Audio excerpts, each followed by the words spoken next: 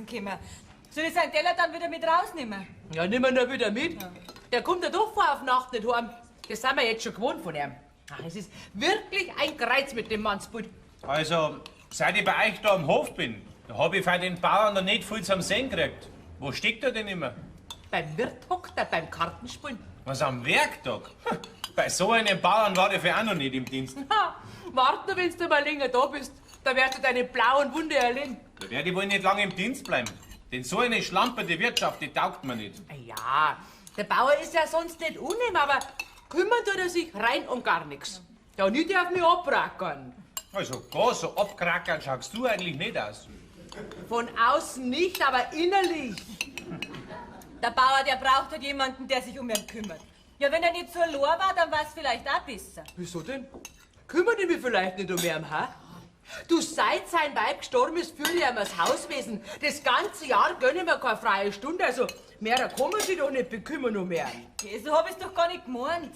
Der Bauer, der braucht halt jemanden, für den er zu sorgen hat. Und jetzt hat er ja niemanden, außer seine Mutter. Und wenn der einmal nicht mehr ist, dann ist er ganz allein. Na, der hat doch seinen Hof. Ach, an dem hat er doch auch keine Freude, wenn doch alles einmal fremde Leute kriegen. Es wäre halt einfach das Gescheitste gewesen, der Bauer hätte noch mal geheiratet. Gell, das sagst du auch. Mei, wie oft hab ich ihm deshalb schon zugeredet. Aber der macht sich ja nichts aus den Weiberlein. Okay, woher weißt denn du das? Also ich bin jetzt ja schon 20 Jahre da am Hof und mir hat der noch nie was wollen. Der geht zu, schau, dass du das Geschirr ausbringst in die Küche. Ja, ich werde dem Bauern das Essen doch noch warm stellen. Vielleicht kommt er noch heim. Sag mal, was die für ein Getue hat mit den Bauern. Die soll sich bei ja nichts einbilden. Mei, sie kümmert sich halt um ihn. Für das bin ich da. Du, sag einmal, sind denn gar keine Verwandten da, die sich um den Bauern kümmern werden? Doch. Eine Schwester von der Bayerin Selig ist noch da. Die kommt alle Augenblick nachschauen, ob es noch nichts zum Erben gibt. Aber wenn der Bauer so weitermacht, wird bald nichts mehr zum Erben da sein. Da werde ich mich bald um was anderes umschauen. Denn so eine schlamperte Wirtschaft, die taugt mir nicht. Aha.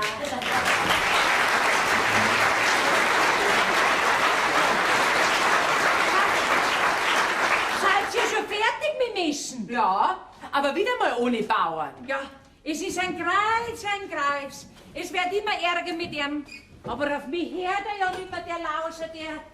Ist nur gut, Michel, dass du da bist, dass du am Hof nach dem Rechten schaust. Ich kann doch da nichts machen. Ich bin ja gerade der Knecht. Deswegen kannst du auch schauen, dass die Arbeit am Hof richtig geschieht. Das ist doch wohl am Bauern seine Sache. Wenn ich das früher gewusst hätte, was da für eine Wirtschaft ist auf dem Hof, dann wäre ich da geblieben, wo ich zuerst war. Ja, aber du hast mir so lange zugeredet, bis ich meinen alten Dienst aufgegeben habe und daher gegangen bin. Ja, jetzt bleib noch mal da und mach deine Sache richtig. Ich zeig mir nachher schon erkenntlich. Das braucht's nicht. Ich krieg meinen Lohn und mehr steht mir da nicht zu. Jesus, der wird uns doch nicht wieder davonlaufen, wo ich so froh bin, dass wir ihn gekriegt haben. Wie scheint, du hast den Narren gefressen an dem Knecht, ha? Aber da sieht man's wieder, dass ein anständiger Mensch bei uns nicht bleiben kann. Geht's hin? Du bist doch auch anständig und bist schon 20 Jahre bei uns. Ja, weil ich viel zu gut bin. Und dann habe ich ja immer die Hoffnung noch nicht aufgegeben, dass der Bauer vielleicht doch noch mal Vernunft annimmt und heiratet. Geht's hin? Du wirst doch keine Absicht haben auf meinen Burm. Okay, der ist doch viel zu alt für die. Ein Alter ist immer noch besser als für gar keiner. Da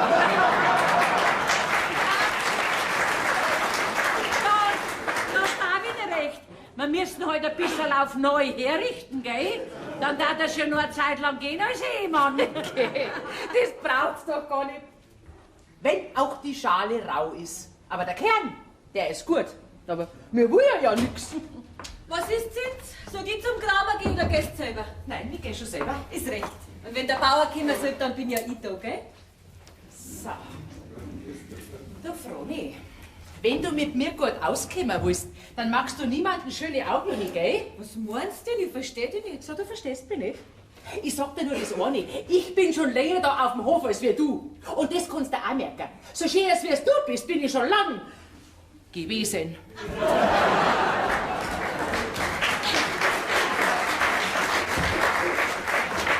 Was hat denn die Zins, dass sie gar so grantig ist? Die ist in einem ganz gefährlichen Zustand. Die eifert. Geh, wegen wen denn? Wahrscheinlich wegen mir. Also du kannst da nie gescheiter hören. Du, Teres, Ja. darf ich dir mal was fragen? Ja, frag nur, Madel. Wo ist denn eigentlich der Neigknecht, Herr, der Michi? Ah, der gefällt dir wohl, ha? Geh, was nutzt mir denn das, wenn er mir auch gefallen hat? Er hat doch genauso wenig als wie ich. Ja, wieso? Kriegst du von daheim nichts mit? Na, die Mutter hat selber nichts und der Vater, der kümmert sich nicht um mich. Ja, wieso das? Ach, er lässt sich doch noch alle heiligen Zeiten einmal sehen bei uns. Ja, sind sie denn nicht verheiratet? Ja, ja, er schon, aber halt nicht mit meiner Mutter.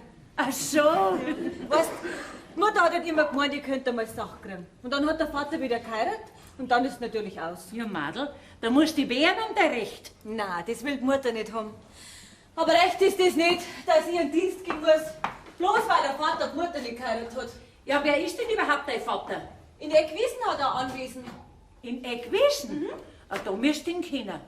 Wie schreibt er sich denn? Jesus, Teres! Was denn? Teres, da schaut ihn aus. Was ist denn? Was ist denn? Das ist er. Was? Wer? Wer ist das? Wer? Mein Vater. Was? Das ist dein Vater? Ja. Ja, weißt du das gewiss? Ja, freilich. Ich hab ihn doch schon öfters bei uns drüben gesehen. Ja, weißt der, dass du bei uns da im Dienst bist? Wahrscheinlich wird er es erfahren haben, sonst kam er da ja nicht. Mein Gott, was wird denn der von mir wollen, ha? Du schau mal, sie ist auch dabei. Na, Madel, der Besuch, der gilt nicht dir. Die sind nämlich verwandt mit uns. Was ist das möglich? Ja, das ist die Agathe, die Schwester von der Bayerin Selig. Die kommen zum Bauern. Oh, der wird erfreut haben über den Besuch.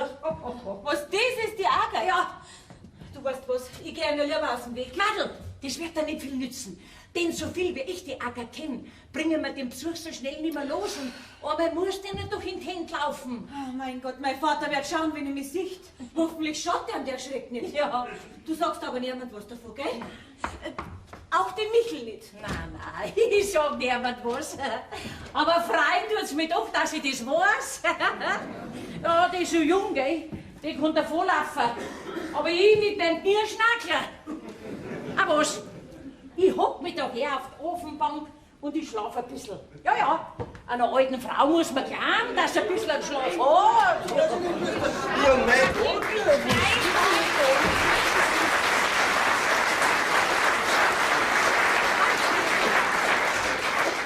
Vier so benannt. Ja, mei.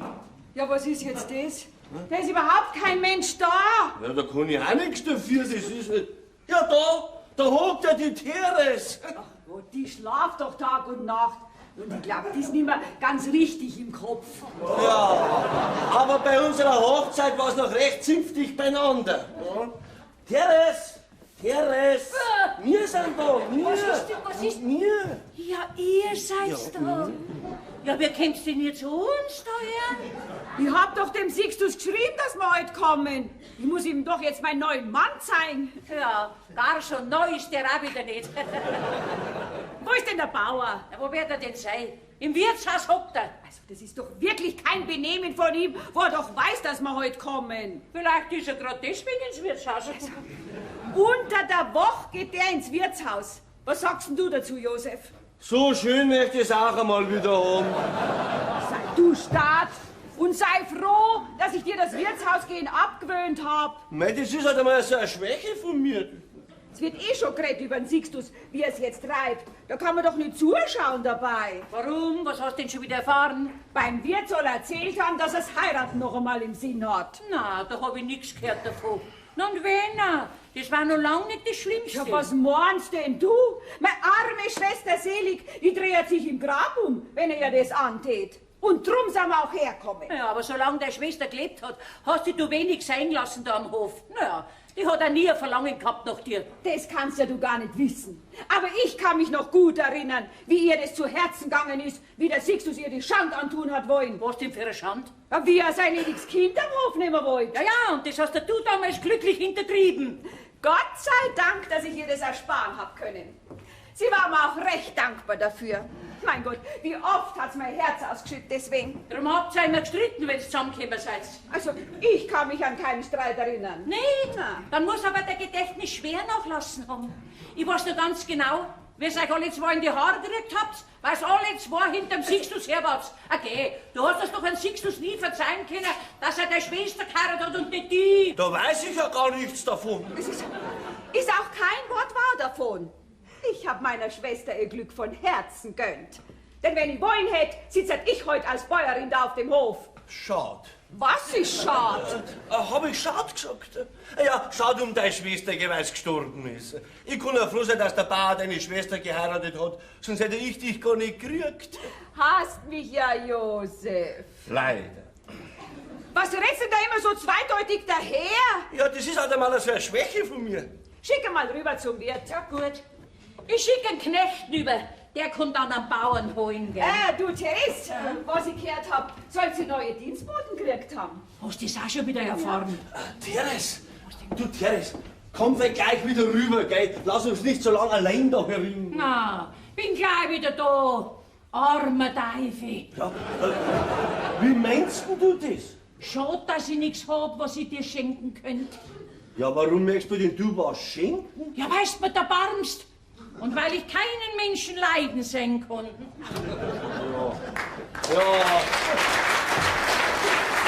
Wer hat jetzt sie das gemeint? Kümmere dich nicht um die Gespinnerte. Du bist schon recht, so wie du bist. Ja, aber warum das denn der Barmen hat mit mir? Mir tut ja gar nichts weh. Hey, lass mir doch mal Ruhe. Ist doch ganz wurscht, was die Eude sagt. Ja, aber es ist eine recht nette Frau. Um die brauchst dich gar nicht zu kümmern. Die hat ja sowieso nichts mehr zu sagen auf dem Hof.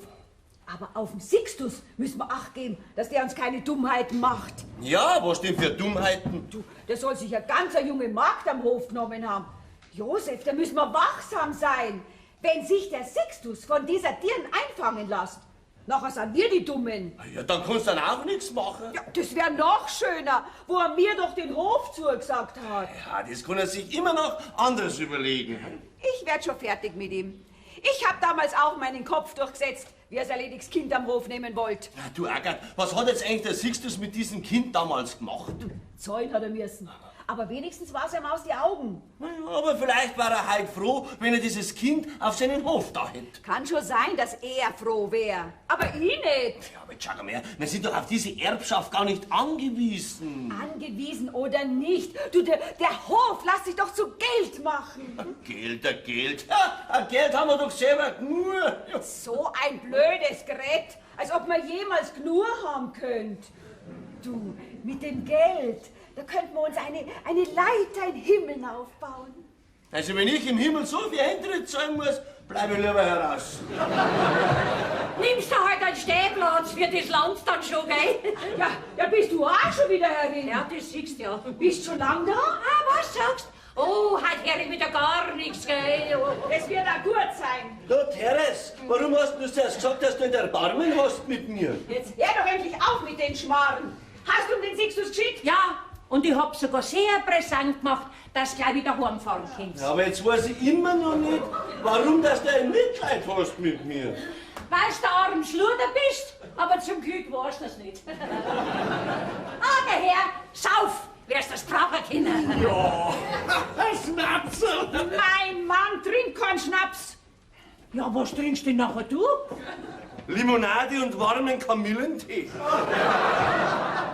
So schaust du aus.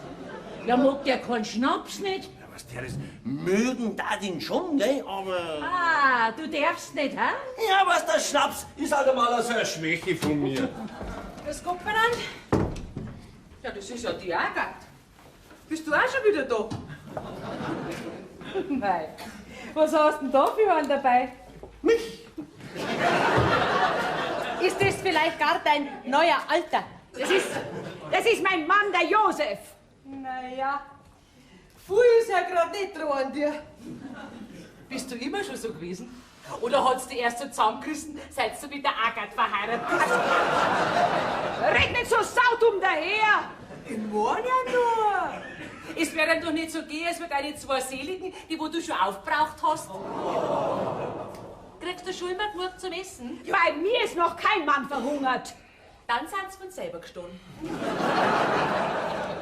Bleibst du länger da? Ja, dann werde die schon gut aus der Bruder, gell? Mei, die Dirn, die gefällt mir. Die sorgt sich um mich. Ist gar nicht notwendig. Für dich sorge ich schon selber. Ja, aber eine gute Haut ist sie schon. Ja, die Jens hat eine Schwäche für das männliche Geschlecht. Ja, so lassen die mal nicht runterkommen als wie du. Aber Grüß Gott.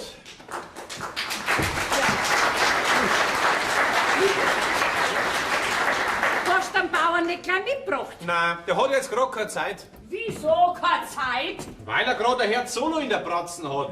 Er hätte ihn ja so weit rausgeschmissen. Ja, hast du nicht gesagt, dass ich auf ihn wart? Doch? Und er hat gemeint, wegen der damischen Rungunkel, da lasst er die schöne Solo-Lied hin. Da hat er dich gemeint mit der damischen Rungunkel. Da hat er wieder einen von seinen dummen Spaß gemacht. na, der Bauer sagt's immer so, wie er sich denkt. Der musste ja gut kennen. Du bist vielleicht vorlaut, das muss ich dir schon sagen. Ja, Jens, das darfst du nicht. Du musst immer bedenken, ehret das Alter. Ich richte jetzt was zu wissen her, gell? Wär's das brauchen können? Armer Teufel. Mei, die Tieren, die gefällt mir vielleicht. Die hat ein nettes Wesen und so allerhand Figürlichkeiten.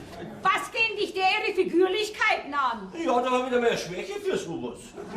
Schau, dass du rüberkommst zum Wirt und holen Sixtus. Jawohl, Agathe, den hol jetzt gleich einmal rüber, Ja, gell? aber dass du mir gleich wieder kommst. Ja, gell? freilich. Ich habe sowieso kein Geld dabei.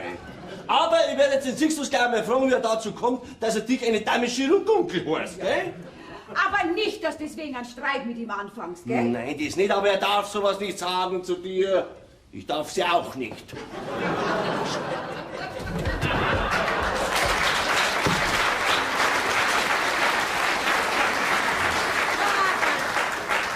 Den hast du aber gut gesungen, hä? Ja. Wie man sich zirkt, so hat man's. Wenn man mal das dritte Mannsbild geheiratet hat, nachher weiß man schon, wie man damit umspringen muss. Aber sagt's einmal, wo ist denn eigentlich eure neue Dirn? Warum, was willst du von der? Ja, mit der hätte ich ja Wörter zum Reden. Was geht denn die denn ein dir noch? Gar nix. Ich kenn's ja nicht einmal. Aber ich möchte nur dafür sorgen, dass sie sich keine falschen Hoffnungen macht. So, und jetzt werde ich meinen Hof anschauen. Und wenn der Bauer kommt, nachher ruft's mich. Teres, was hat denn die gemeint wegen der Froni? Von was für Hoffnungen redet denn die?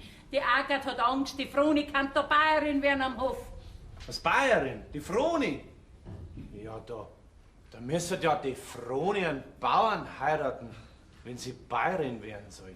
Okay, das ist doch verrückt. Die wird doch wohl einen anderen finden, als den alten Mo. Ja, was regst du denn du schon auf? Das geht doch dir nicht so. Ja, Ogi tut's mir nix, aber der Bauer, der soll die Froni in Ruhe lassen. Ach so. Was heißt denn da, ach so?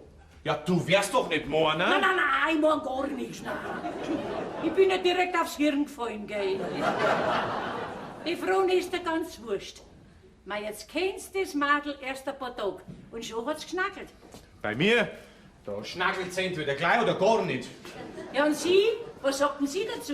Sie weiß ja noch gar nichts davon.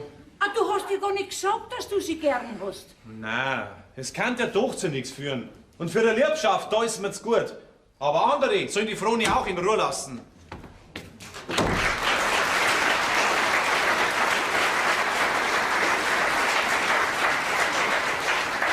Wo ist sie denn? Wenn du die damische Runddunkel meinst, den spaziert gerade ihren Hof. Wo ist Ihren Hof? Die wirst du warten gehen, bis mir der Teufel holt. Du hast ja aber einen Hof so gut, als wird zugesagt. Wenn ich mal gestorben bin, aber jetzt will ich es noch nicht sehen. Und du lässt dir sagen, es ist bei mir nicht der Brauch, dass wir die Dienstboten aus dem Wirtshaus holen. Ich halte schon immer. Ja, das wird auch gut sein. Ja, wo stehst du überhaupt noch da? Hast du draus gearbeitet? Ich mache mir Arbeit, wie sich's gehört. Deswegen brauchst du nicht ablernen, als wird ein Schulbuben. Ah, da schau her. Den Herrn Knecht darf man nicht mehr anblären. Ja, wer ist denn da der Bauer? Ja, du bist sogar ein Musterbauer. Ein Beispiel für die ganze Gemeinde. Es geht nämlich aber so. Ja, sag einmal, möchtest du mir das Maul verbieten? Du hast mir ganz vergessen, dass ich dir einmal die Nasen putzt hab. Ist du aber auch, was hab ich denn für ein Leben? Für was soll ich mich abbracken? Für die Agathe? Damit der mal mehr bleibt? Andere, die danken unseren Herrgott, wenn sie so einen schönen Hof hätten. Sag einmal, bist du immer noch da? Ja, aber nicht mehr lang. Denn wenn ich dir schon einen Dienst aufsag, dann sollst du wissen, warum. Ah, da schau her. Aufsagen möchtest du. Ja, es ist ja so keine besondere Ehre, auf dem Hof der Knecht sei. Was soll denn das heißen? Nein, die Leute, die sagen nicht umsonst, wie der Herr so's geschert. Du, jetzt klang's aber! Nein, das langt noch gar nicht. Ja, das ist ja großartig, wie das der nicht sagt. Ich als Knecht, ich hab genauso meinen Stolz wie du als Bauer. Und drum geh ich. Und wenn du mich gleich gelassen darfst, dann war's mir am liebsten. Wenn deine Zeit ist, kannst du gehen, eher nicht. Gut, wie du meinst? Ich bin noch niemals unter der Zeit von dem Dienst weggerannt. Warum hast du jetzt den nicht gelassen? Weil er mir gefällt, der Bursch. Das ist kein Duckmauser. Mit solchen Leuten komme ich am besten aus. Das hab ich gesehen, darum geht er. Der ist noch nicht fortgeworden. Ja, wo hast du denn Josef lassen? Ist der nicht mitgekommen mit dir? Der ist beim Wirt drin hocken geblieben.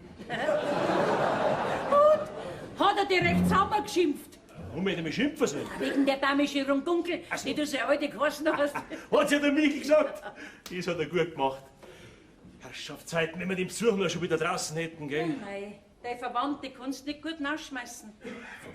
Verwandt, Mutter, die sind mir so fremd wie der nächstbeste. Siehst du's?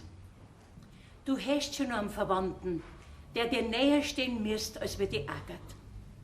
Das ist mir neu. Das soll dir aber nicht neu sein. Hast du dir nie Gedanken drüber gemacht, was wohl aus deinem Buben geworden ist? Ja, Mutter, der Bub, der ist mir schon oft im Kopf rumgegangen. Hast du ihn damals hergenommen am Hof, dann brauchst du jetzt keinen Kummer mehr machen drüber. Lass dir jetzt nicht mehr ungeschenkt machen. Wer weiß, wie sich der Bub ausgemacht hat, wenn er überhaupt noch lebt. Das ließ sich doch alles der fragen. Nach so langer Zeit, da ist schwer nachfragen. Und dann möchte ich die Leute nicht wieder einen Grund geben zum Reden. Sie reden so schon nur über mich. Ja, da bist du ja endlich, siehst du's. Grüß dich Gott. Ja, grüß dich. Ja, ist wirklich keine Art, wie du mit deinen nächsten Verwandten umgehst. Ich hab eigentlich geschrien, dass du kommen sollst. Du hast es ja noch immer verkennt, wie gut ich das mein. Dankbar solltest mal sein, wenn ich wieder mal nach dem Rechten schau. Denn wenn man deinen Hof anschaut, dann möcht's einen ja grausen. Deine Dienstboten, die deren was wollen, ja, da muss doch das ganze Sache kommen. Da brauchst du doch du nicht aufregen drüber. Da kann ich doch nicht zuschauen dabei. Das bin ich meiner armen Schwester selig schuldig. Oh. Ja, die hat mich oft bitt, dass ich mal sorgen soll für dich. Siehst du, Sel, gell? Drum hab ich mit meinem Josef schon überlegt, ob wir nicht für ganz da bleiben sollten. Dann jetzt bist du unter Aufsicht, gell? Damit ich nicht zu viel von dem Geld einmal ausgeben kann, das einmal euch kehren soll. Mein Gott, wer denkt denn an dein Geld? Na, ich hab's ja auch nicht erwartet, dass du gleich Ja sagst. Ich hab's halt einmal, so vorerst einmal so berät mit meinem Josef. Ja, wo ist denn überhaupt mein Josef? Der wird seine Freiheit ausnützen. Beim Wirt drin ist er hocken geblieben. Jesus, na! Der wird mir doch jetzt kein Bier trinken. Jetzt, wo ich ihm so schön abgewöhnt hab. Weißt, mein Josef wird immer so schnell rückfällig. Geh sei so gut und schick mal zum Wirt, dass er heimkommt. Ich schicke dir die Zins rein. Nein. Der kannst das dann sagen, gell? Du sag einmal, Agathe, ja, warum darf denn der Josef kein Bier nicht trinken? Ist er krank? Na, aber erstens schaut sein Ansehen und zweitens kostet er einen Haufen Geld. Ja, und das Geld geht dann noch übers Ansehen, gell? Jesus. Was muss denn bloß der Josef verbrochen haben, dass ihn der Herrgott da so gestraft hat? Also die kann vielleicht boshaft sein, die Eude. Ja, aber wenigstens ist nicht falsch, die Mutter. Ich trage sie ja nicht nach. Mein Gott, mit Eudeleid muss man Nachsicht haben. Wo brennt's? Du spring mal schnell rüber zum Wirt und hol meinen Josef. Spring auch noch. Der sitzt mir gut drüben beim Wirt. Der wird ja sonst auch kein Freund nicht haben. Du sei nicht so vorlaut und tu, was ich da sag. Ich bin nicht dein Dienstbote, gell? Ich tu nur das, was mir mein Bauer schafft. Zehns gehen dazu, damit er Frieden wird. Ja, wenn's das du haben willst, Bauer, dann hol ihn halt. Den armen Teufel. Die hat vielleicht ein freches Maulwerk. Ja, aber sonst ist sie tüchtig und fleißig. Du kennst es ja schon gar nicht mehr, wie die Dienstboten mit dir umspringen. Du wirst schon noch sehen, wo das hinführt. Drum überleg das gut, siehst du's, was ich da vorgeschlagen habe. Bauer, grüß Gott. Soll ich dir jetzt dein Essen bringen? Ich hab's warm gestellt. Ja, danke, Chefroni, aber mir ist der Appetit vergangen. Ja, freilich, sonst nix mehr. Essen musst doch, Bauer. Du musst doch besser auf dich schauen. Da hat's recht. Keine Agathe, auf meine Gesundheit muss ich schauen. Ja, damit ich recht alt werde. Roni, wenn du so besorgt bist um mich, dann muss er natürlich folgen. Ja. Richt mir's Essen her. Ich ist noch bei dir draußen in der Küche. Ja, ist recht, Bauer. Aber komm halt gleich, gell? Also lassen Sie der neue Dirn. Ja, So haben wir es vorgestellt. Und sowas nimmst du in dein Haus. Warum gefällt's dir nicht? Ja, merkst denn du nicht, was das für eine ist? Der schauen ja die sündhaften Gelüsten aus allen Knopflöchern raus.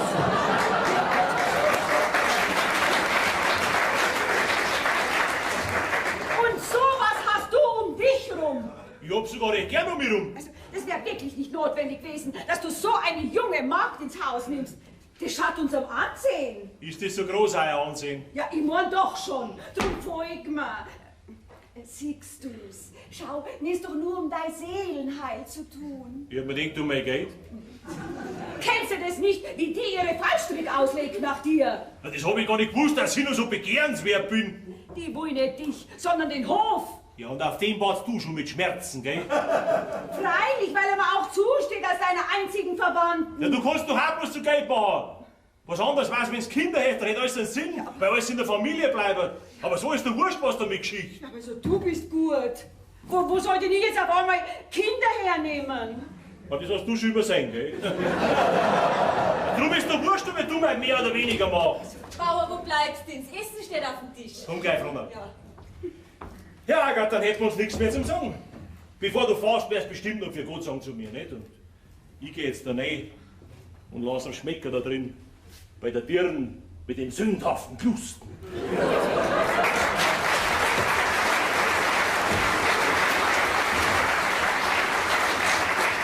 Was ist denn jetzt in den eingefahren? Aber das werden wir austreiben. Die Dirn ist die längste Zeit am Hof gewesen. Ja, Agathe, ist die Unterredung mit dem Bauern schon beendet? Mit dem Sixtus steht's ja viel schlimmer, als ich gemeint hab. Na, sag. Ja, den hat ja eine neue Dirn total verhext. Ja, ja, wir sind ein gesunder Schlag, gell? Was? Der Sixtus ist im Stand und verschafft sich selber noch einen Hoferben, bloß damit er die ärgern kann. Den bring ich schon noch zur Vernunft. Vor allen Dingen muss die Dirn aus dem Haus. Den wird er nicht gehen lassen.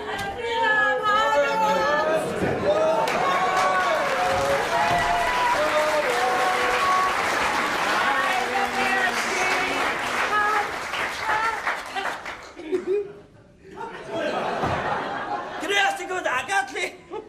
Du, der ist gar nicht nach mir schicker brauchen, ich war nämlich gerade von selber gekommen. Gell, Zinsel? Ja, freilich. Aber du wirst doch keine Angst haben vor deiner Alten. Okay, die bleibt ja doch allerweil. Wo ist denn der Bauer? Ja, wo wird er denn schon sein? Bei der neuen Dirn in der Küche draus. Bei der Froni? Ein solches Loderhaar. Kaum mache ich einen Schritt aus dem Haus, reden Sie schon am Bauer noch. Oder er ihr. Ist überhaupt ein ganz neuer Brauch, dass der Bauer bei der Magd draußen in der Küche isst? Naja, aber sie wird ihm schon die richtige Suppen einlöffeln. Aber die Suppen, die werdet ihr versalzen. Da kannst Gift drauf nehmen. Josef! Josef, du, auf dem Hof steht's ja noch viel schlimmer, als ich gemeint hab. Die neue Dirn, die hat den Sixtus den Kopf verdreht. Du musst mit dem Sixtus reden, dass er's wegtut. Was, vielleicht hört er auf dich mehr wie auf mich. Ja, ja, das kann ich schon machen. Ja, die Tiere, die werden gleich draußen sein. Josef, wenn du die Tieren ausschmeißt, dann sagst du was, gell?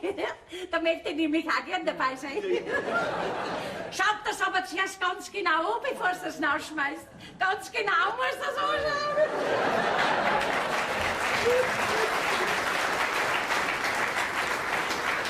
Josef, was sagst jetzt du dazu? Der Sixtus ist im Stand und heiratet noch mal und wir sollen dran schuld sein, nur weil wir keine eigenen Kinder haben. Was? Ein Kind brauchen wir? Ja, du, das lassen sie vielleicht schon herbringen. Du, sag einmal, muss jetzt dieses Kind ein Bub sein oder darf das eventuell ein Mädel auch? Kind ist Kind, was soll denn das blöde Gerät? Ja, weil wenn's ein Mädel auch tut, dann könnte ich vielleicht aushelfen. Ausgerechnet du, gell? Jawohl, ich habe nämlich ein Kind. Was hättest du? Nicht hetzt, ich hab eins, ja, aber es ist halt leider bloß ein Mädel. Ja, sag einmal, bist du besoffen oder ist das dein Ernst? Schon ein besoffener Ernst? Und warum hast du mir das nicht schon früher gesagt? Ja, mein Gott, so lange sind wir auch noch nicht verheiratet, dass ich dir die Kleinigkeit hätte erzählen können. Wer ist die Mutter? Die Mutter? Das weiß ich nicht mehr. Ja, das ist schon so lange her. Also, halt mich nicht für so blöd. Du wirst doch die Mutter nicht vergessen haben. Ja, ich schon. Da habe ich mal eine Schwäche für sowas. Sei jetzt übrigens froh, dass du ein Kind hast. Ja, bin ich ja auch. Wenn ich es nur schon früher gewusst hätte. Ja, aber wo ist denn überhaupt das Kind? Ja, das weiß ich nicht.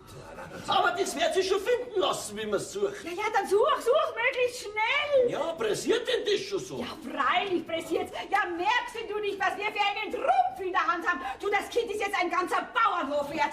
Und über das Kind kommt er nicht drüber hinweg. Und jetzt werden wir auch gleich die sündhafte Dirn draußen haben. Ah, Gott, du bist schon aufgeregt. Ja, was hast du denn? Ja, was wäre denn Haft? Ein Kind haben wir. Das ist aber schnell gegangen.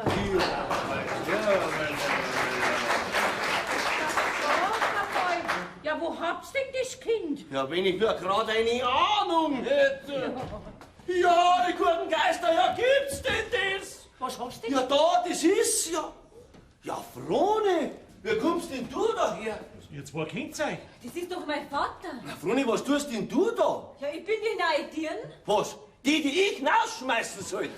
Sowas kann auch bloß mir passieren.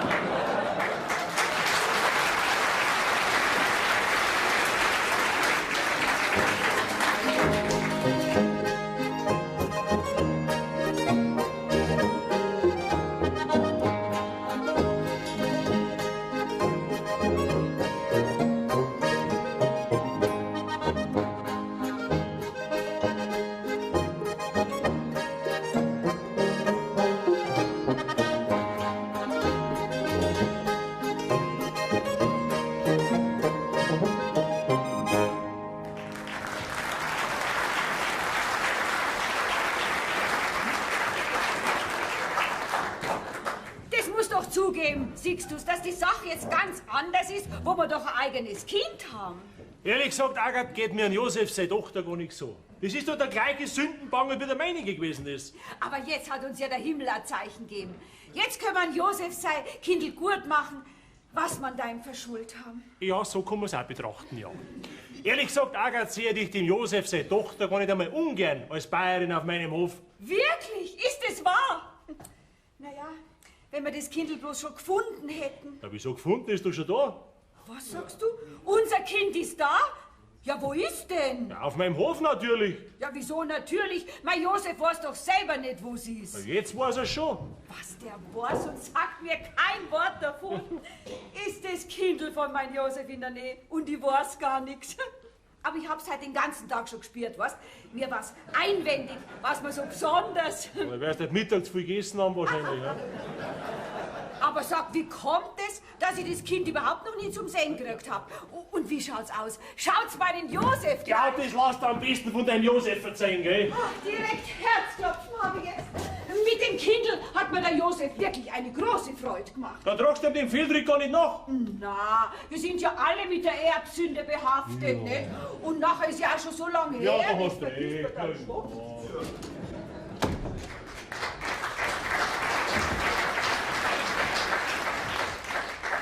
Du hättest den Dienst nicht gleich aufsagen sollen. Der Bauer hat's bestimmt nicht so best gemeint. Du wirst mir doch nicht nachwohnen, wenn ich gehe. Dazu habe ich keinen Grund. Und wer weiß, ob ich selber noch lang da bin. Das darf aber am Bauern nicht da, dass du gehst. Wie meinst du denn das?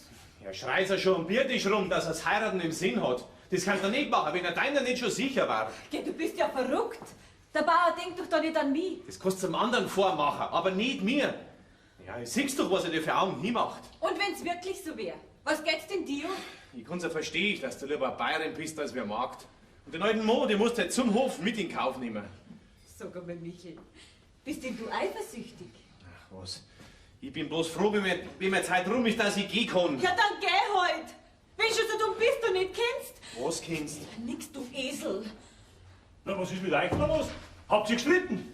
Nein, wir haben uns nur so unterhalten. So, über was denn? Über unsere Vermögensverhältnisse. Au, den Diskurs, war ich jetzt Finanzamt ruhig hören dürfen. Sag mir, Freundin, weißt du nicht, wo dein Vater ist? Die Agat suchten schon die ganze Zeit. Der wird sich von seinem Schrecken noch nicht erholt haben. Na, ich glaub, dass der mal als Kind ganz gern gekommen bist. Na, der hat sich noch nie recht als Vater gezeigt. Und darum möchte er jetzt nichts zum Tor haben mit ihm. Das ist einmal ein sauberer Vater. Hat ein Kind und kümmert sich nicht drum. Da kannst du nicht mitreden, da bist du noch viel zu jung. Dazu braucht's kein Alter nicht, um eine Lumperei zu kennen. Wenn einer ein richtiger Kerl ist, dann muss er auch für sein Fehltritt einstehen. Sag mal, was regst du denn da du auf? Die geht doch das gar nicht so. Auf jeden Fall kannst du stolz sein auf deinen Vater. Wer weiß, ob deiner besser ist wie meiner? Da hast recht. Ich kenn den meinigen ja überhaupt nicht. Jetzt einmal auf mit dem blöden Diskurs, geht's mit einer Arbeit. Froni, du bleibst da, mit dir hab ich was zum Reden. Da? Was hab ich da gesagt? Jetzt wird's hier raussteigen, ob ich recht gehabt hab. Wo denn, hä? Ich weiß nicht. Aber was willst du von mir, Bauer? Froni, setz dich mal her zu mir. Ja, wenn man's richtig bedenkt, dann sind wir eigentlich verwandt, wir zwei. Geh, Bauer, das ist doch keine Verwandtschaft. Na, die Agathe ist der anderer Meinung. Sag einmal, Froni, möchtest du nicht auf meinem Hof bleiben? Ja, freilich möchte ich bleiben. Ich hab doch gar keinen Grund zum Gehen. Nein, du verstehst mich nicht richtig, Froni. Ich mein, ob du vielleicht für ganz da bleiben möchtest. Nein, das verstehe ich jetzt nicht. Naja, verwandt sind wir miteinander, mal Kinder hab ich keine. Warum soll ich nicht dir meinen Hof einmal geben wollen? Na, Bauer, da habe ich keinen Anspruch drauf. Ja, und ich möchte meinen Vater auch mir nichts zum Verdanken haben. So stolz bist du. Ich hab mir's aber einmal in den Kopf nicht gesetzt. Vielleicht ließ sich noch ein anderer Ausweg finden, um dich auf meinem Hof zu halten. Und wie soll das möglich sein? Als meine Bayerin.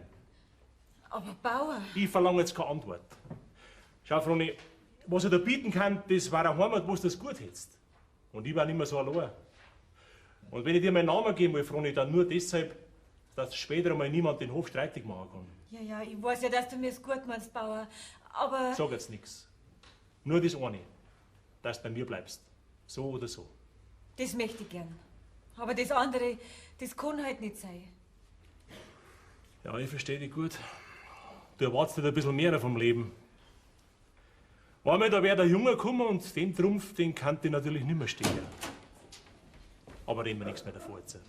Du weißt ja, was ich von dir halte, ja? Ich bin so froh, dass du mir nicht best bist, Bauer. Bess, Froni. Ganz im Gegenteil, das musst du doch schon gemerkt haben. He? Also,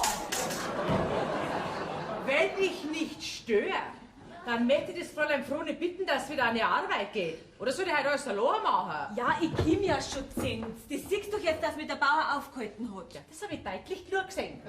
Marsch, verschwind in der Küche. Okay, jetzt sei doch nicht gar so zuwider. Heute magst du mal wieder selber nicht. Sag mal, was bist du nur so kreislich zur Froni, hä? Wird er vielleicht nur gut ausdrückt sein, wie man so ein Getue mit anschauen muss. Was hast du denn da? Ja, traurig gut, dass du zuerst noch fragen musst. Ach so, möchtest du vielleicht mehr Lohn? Ach, pfeift dir doch auf deinen Lohn. Nein, man hat ja schließlich auch noch andere Gefühle, nicht? Was gehen die mich deine Gefühle an? Ich hab mit den meinigen nur zu tun.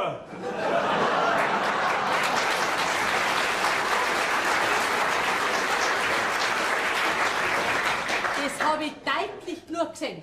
Ich bin ja gerade gut für die Arbeit, gell? Und der andere, der tapst mit der Pratzen im Gesicht umeinander. Hast du bei mir noch nie gemacht. Du willst ja nicht, dass ich mit meiner Bratzen in dem Gesicht umeinander gegangen bin. Da wurde dein Gesicht nicht schöner davon. So was das. Jetzt war ihm auf einmal mein Gesicht nicht mehr schön genug. Meine schönsten Jugendjahre habe ich an dem Hof da versaut und jetzt kann ich zuschauen, wie mir so eine Junge ganz fortzogen wird. Warum sind wir Junge ganz nicht lieber sein wie eine Alte? Und das merkst du auch, das bildet mir aus, dass mit der Froni anständig umgegangen wird, gell? So sind wir die letzte Zeit beieinander gewesen. Das kannst du merken. Da hört sich doch wirklich alles auf, ha? Muss ich mich zusammenputzen lassen?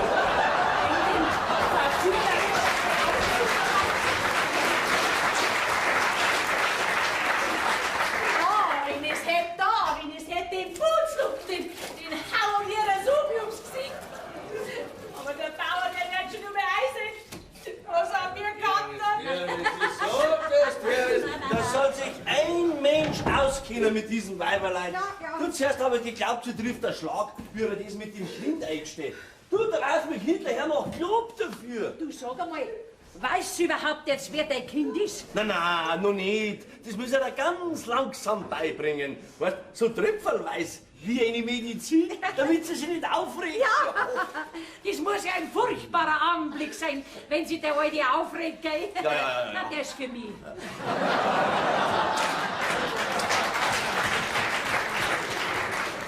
Aber Josef, einmal musst du es ihr doch sagen, nicht? Ja, freilich, aber Schabi hat ihn auch wissen können, dass meine Tochter ausgerechnet bei meinem Schwager im Dienst ist.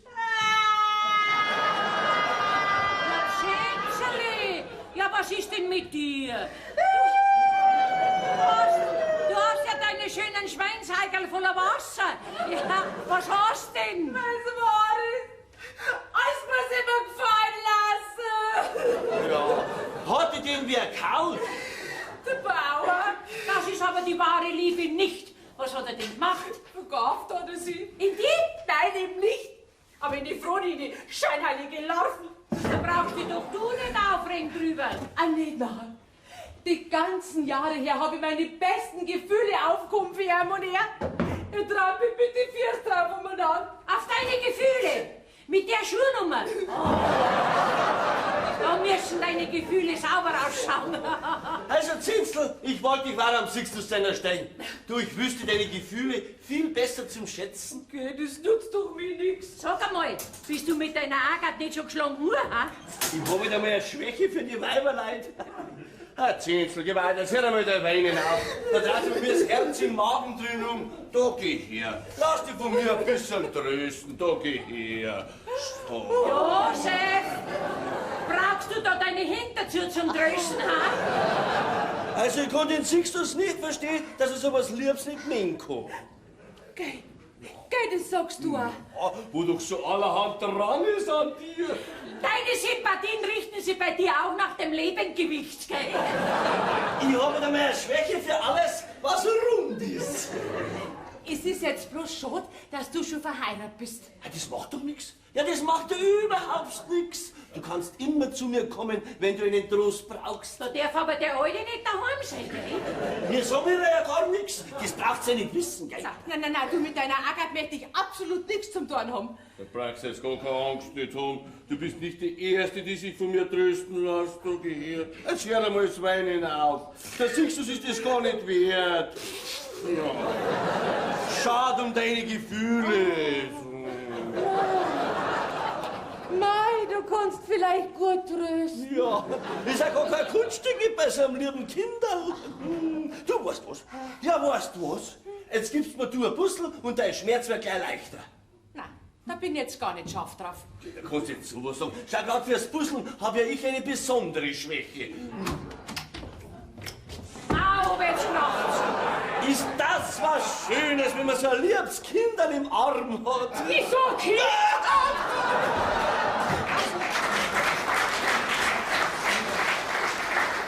Das ist das Kind von dir. Also die hätte ich mir auch anders vorgestellt. Oh ja, Agatha, aber was meinst du? Die Dings ist mein Kinder. Ja, jetzt brauchst du es ja nicht mehr wegleugnen. Der Sixtus hat ja gesagt, dass sie da am Hof ist. Ach, der Sixtus hat's ja gesagt und jetzt glaubst du, dass die Dings bei Kindern ist. Du kannst ja vom Glück sagen, dass ich es rechtzeitig gemerkt habe. Wieso denn Glück? Ja, was meinst du, was dir passiert wäre, wenn du ein wildfremdes Weibsbild abschlägst wie ein Molzzucker?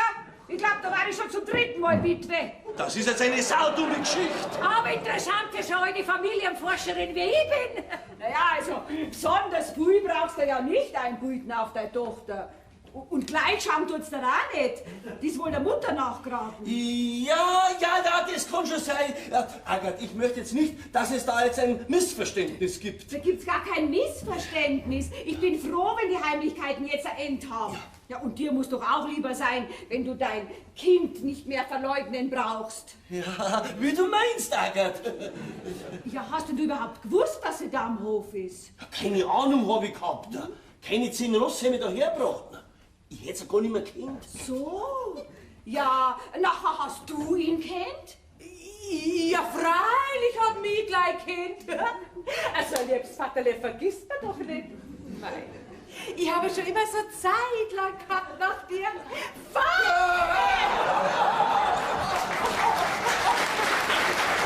Zeitung hat's abspielen, Was hab's denn da? Was hab's denn da zu duschen? Du Schlag? haben wir tuscheln. Ja, Agathe, weißt du, immer wenn ich mich aufrege, muss ich mich tuscheln. Jetzt brauchst du dich ja nicht mehr aufregen, es ist ja alles aufgeklärt. Aber da muss sich doch ein Mannsbild aufregen, wenn er so unverhofft so eine Mordstrom Tochter kriegt. So eine Aufregung möchte ich nicht jeden Tag erleben. Hättest mir's früher gesagt, dann bräuchte ich jetzt nicht aufregen. Ich hab's ja selber nicht gewusst. Boah. Nein, ich meine, sowas sagt man doch wirklich erst dann, wenn es gar nicht mehr anders geht. Über das werden wir später reden, aber unter 4 Augen. Komm nur, Marsch! Ja. Soll ich dir vielleicht nur ein Puzzle geben? Ja, freilich.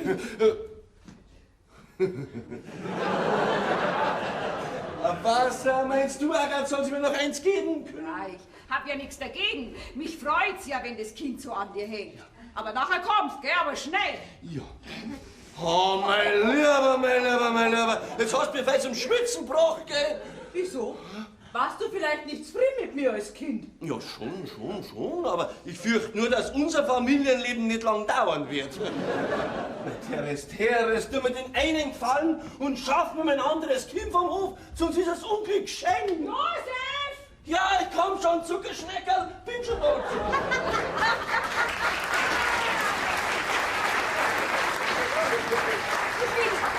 Ich bin ja neugierig, wie sich der da rausliegen will. Ja, aber er kann ja gar nichts dafür. Das hat er sich bloß so eingebaut. Also du bist der ganz Ausgekochte. Hab ich ja gar nicht gewusst, dass du so sein kannst. Ich wollte ihm doch bloß helfen, wo er mich doch so gern hat. Also na, es ist aber auch wirklich ein Kreuz, gell? Alle sind in mich verliebt. Und den einzigen, den ich haben möchte, der verschaut sich in die Frone. Wer hat sich in die Frone verschaut? Der Bauer. Ach, das weiß ich schon. Da wird er aber kein Glück haben bei ihr. Hast du eine Ahnung? Ich bin doch gerade dazugekommen, wie er ihr mit der Bratzen im Gesicht einmal angefahren ist. Und das hat sie sich gefallen lassen? Gefallen lassen. Dass er nicht gleich um ein Hals gefahren ist, das war alles. Und dann hat sie ihm noch eine Liebeserklärung gemacht. So, das hab ich noch wissen wollen. Jetzt weiß ich auch, was ich tun muss. Was musst denn du, du narrischer Teufel? Zusammenpacken und geh. Bei so einer schlampernden Wirtschaft kann ich nicht länger zuschauen. Jesus, der wird doch nicht tatsächlich gehen. Es ist nur gut, dass ich noch einen Trumpf in die Karten hab. Der hat ganz recht, dass er geht und ich mache es ihm am liebsten nach. Was ist denn schon wieder? Was da ist? Geht doch nicht, dass du das weißt. Ja, da gehst du halt. Du wirst mich doch nicht gehen lassen. Wenn es dir woanders besser gefällt, dann musst du halt gehen. Halt dich nicht auf. Du willst mich wirklich gehen lassen? Ja, ich schmeiß dich nicht raus, aber wenn es dir woanders besser gefällt, wie gesagt, dann gehst du halt. Mein Gott, man wird doch nur ein kleines Witzel machen dürfen.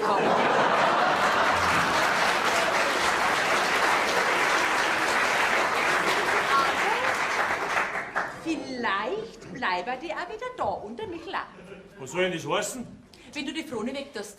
Ach, sonst wollt's nix. Nein, aber mit der bleiben wir nicht mehr länger beieinander. Was hat's euch denn da? Alle Mannsbrüder macht's narrisch und dich am allermeisten. Du raus jetzt aber schnell, gell? Das ist jetzt der Dank dafür, dass ich dir 20 Jahre lang die Wirtschaft geführt habe. Aber du wirst schon übereißen, was du mir gehabt hast. Und vielleicht tut's dann mal leid, dass du dein Glück so von dir gestessen hast.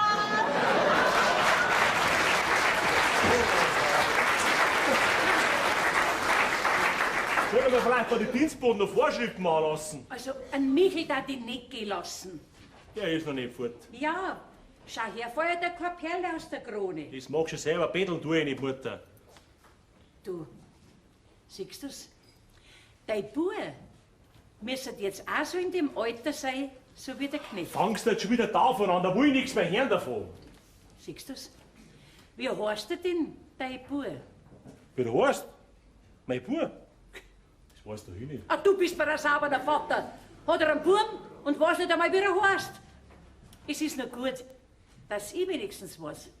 Was, das weißt du, Mutter? Freilich. Ah, da sagst du mir überhaupt nichts davon. Freilich, eins muss ich doch um das arme Bibel kümmern. Dann weißt du vielleicht noch mehr. Erst auf Zeit lass du nicht jetzt Wort rausbetteln. Weißt du vielleicht, wo er ist? Hast du ihn schon gesehen? Ja, schon oft. Wie schaut denn aus? Schaut er mir gleich. Nein, zum Glück nicht. Der ist mir der Mutter noch dran. Mutter, weißt du, wo er ist? Ich fahr hin zu ihm, ich schaut mir an. Bleib da, siehst du's.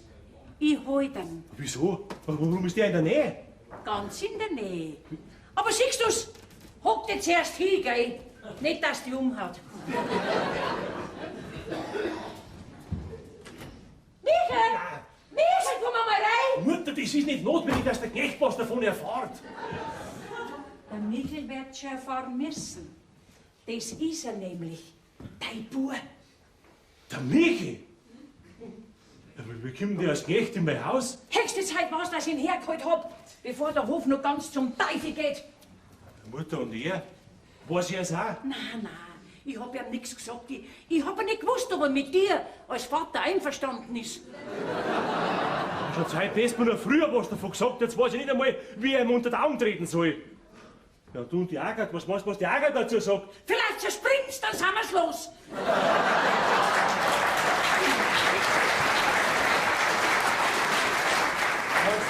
Was nicht, dass da Irrtum möglich ist. Ausgeschlossen. Ich habe den Buben nie aus die Augen verloren. Was gibt's denn? Also bist du es wirklich? Warum soll es denn nicht sein? Du bist doch nicht besoffen, dass du deinen eigenen Knecht nicht mehr kennst. Kommt da der Ton nicht bekannt vor? Aber lasst's mir reden. Ich weiß besser, wie man mit zwei so Dickschädel umgeht. Was wollt's denn überhaupt von mir? Sag einmal, Michael, wer ist denn eigentlich dein Vater? Ein Lump. Was sagst du? Wischte du nicht rein? Das muss der Michael besser wissen. Sag einmal, Michael, kennst du deinen Vater? Nein. Und ich will ihn ja gar nicht kennenlernen, den hat er Lumpen. Ja, du redest ja Referent daher von deinem Vater. Er verdient ja nicht anders. Wenn er ein richtiger Kerl war, dann hätte er sich auch um mich gekümmert und hätte meine Mutter nicht sitzen lassen. Aber sagt's einmal, was geht denn das überhaupt euch an? Ja, was? Die Geschichte ist so. Ich kenne nämlich deinen Vater. Ich kenne ihn sogar sehr gut. Und ich möchte bloß sagen, für einen Lumpen halt den grad nicht.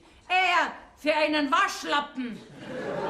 Schau, Michael, und es möchte ich haben, dass du deinen Vater auch kennenlernst. Den möchte ich schon lang gern kennenlernen, damit er mir mal gründlich meine Meinung sagen kann. Kannst du dir noch gar nichts denken? Na, und jetzt druck nicht lang umeinander und sag mir, wer mein Vater ist. Du, der wird aber da nichts zum Lachen haben. Er lacht ja so nicht. Da, schau hin, wie er sein Papen hängen lässt. Was, Bauer? Du willst mein Vater sein? Wohin? Du wärst mir wirklich sein müssen. Die Mutter nie geredet von mir. Ja, von deiner Gemeinheit schon, aber Name hat's mir keinen gesagt. Also mit dem Gredelor ist gar nichts mehr zum Ändern. Geschenk ist Geschenk. Michael, du weißt jetzt, wie die Sache ist. Und jetzt tust du, was du für richtig findest.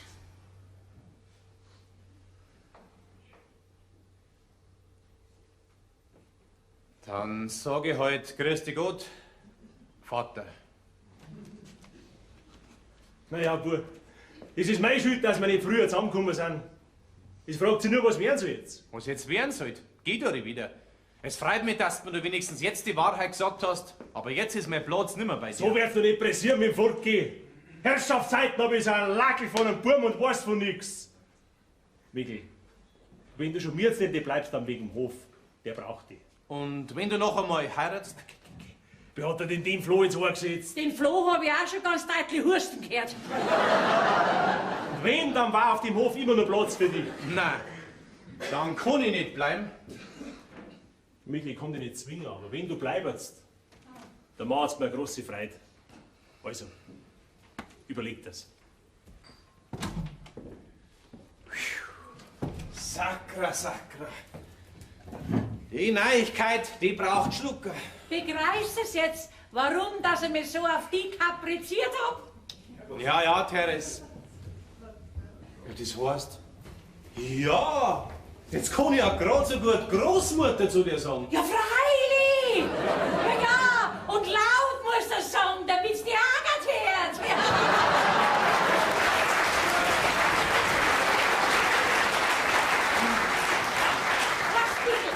Was, Michael, damit kannst du nämlich die allergrößte Freude machen. Jetzt, wenn ich bloß wüsst, ob er wirklich das Heiraten im Sinn hat. Michael, wenn's dann mein Enkelkind bist, so muss ich doch sagen, du bist ein großer Esel. Ja, das hat mir heute schon mal jemand gesagt. Dann wird's auch stimmen. Ich darf halt diejenige mal fragen, wie sie drüber denkt. Zum Heiraten gehören immer zwei. Nein, das tue ich nicht. Großmutter, mir war's fast lieber gewesen, du hättest mir nichts gesagt. Also der verpatzt mir alles mit seinem Dickschädel. Ich sag's ja. Als Großmutter hat man's nicht leicht. Teres, wo ist denn die andere, weißt du? Ja, ich schau gleich. Teres, was ist denn? Wo rennst du schon wieder hin? Ich tu grad ein bisschen Familienforschen. Teres! Ja! Schick mir einen Bauer rein, aber sofort! Jawohl!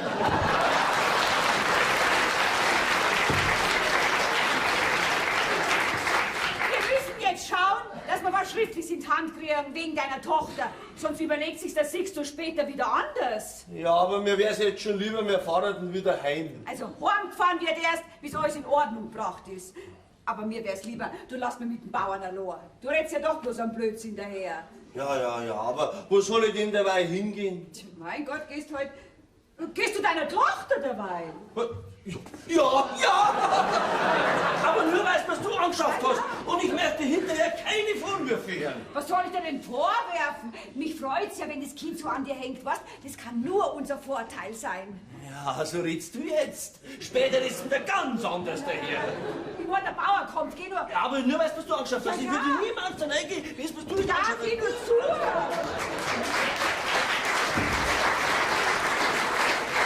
Ganz durcheinander, dieser Majosef. Was möchtest du denn schon wieder?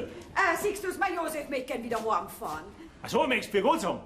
Ja, aber zuerst hätte ich noch gern das andere in Ordnung gebracht. Ja, weil du ja gesagt hast, dass ein Josef sein Kind den Hof kriegen sollte.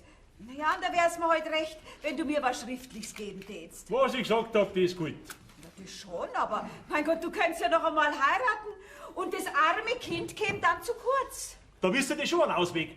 Dass ich trotzdem heiraten kann und dein Kind kann trotzdem nicht zu kurz. So, wie meinst du das? Na, ich könnte zum Beispiel an Josef seine Tochter heiraten. Ja, freilich. Ha, dass ich da nicht selber draufgekommen bin. Ja, da ist ja alles in bester Ordnung. Nein, nicht ganz. An Josef seine Tochter mag mich nämlich nicht. Oh, das gibt's doch nicht. So ein Glück kann sie doch nicht ausschlagen. Sie hat's aber gerade ausgeschlagen. Ich hab gerade mit ihr geredet. Na, dann red ich mit ihr. Da werden wir gleich Klarheit haben. Na, pass auf. Mein lieber Agatha, das wärst eine große Enttäuschung erleben. Siehst du's, der Michel, der lässt sich nicht halten, mit dem kann man nicht reden. Den überlassen wir mir. Aber jetzt setz dich her. Du, jetzt wirst du nämlich eine große Überraschung erleben. Ja, was ist denn schon wieder? Die Agatha will mich verheiraten. Ja, mit wem denn? Mit dem Josef, seiner Tochter. Ah, das ist es noch gerade abgegangen. Geh, da magst du Augen. Die Augen wirst schon du machen. Also, gar so arg braucht es auch nicht treiben, ihr zwei. Ja, aber Agatha, du weißt ja gar nicht, wie das ist, wenn man sein eigenes Fleisch und Gemüse im Arm hat. Gell, Zenzi, du tragst es uns nicht nach, dass sich mein Josef so wenig bekümmert hat um dich. Woher denn? Dafür bekümmert er sich doch jetzt um so werden, gell? Von was reden denn die? Wart noch, deine Augen werden schon runder werden. Sag einmal, hast du eigentlich noch nie ans Heiraten denkt? Freilich, ich denk doch die ganze Zeit an nichts anderes. Na, das höre ich gern. Ich hab dir nämlich schon einen Mann rausgesucht. Kennst du die aus? Freilich, unsere Familie wird von Stunde zu Stunde interessanter. Ja, aber das Mannsbild, das muss ich schon zuerst sehen, weil die nächstbesten nehme ich nicht. Wenn ich nur gerade auskannt. Du hast zwar gesagt, dass du nicht magst. Na, das habe ich nicht so kein Mannsbild gesagt. Okay, also pass auf, der Bauer ist es. Der hat gerade bei mir um dich angehalten. Jetzt ist es übergeschafft. Was der Bauer will mich. Gerade hat er was eingestanden. Ja, den nimm ja ich vom Fleck. Ja, dann nimm doch gegen ein Kübelkuchen.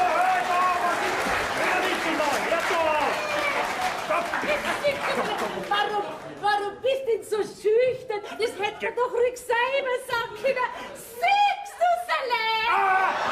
Ich gebe gar nichts, du dann schaut was weiter, du.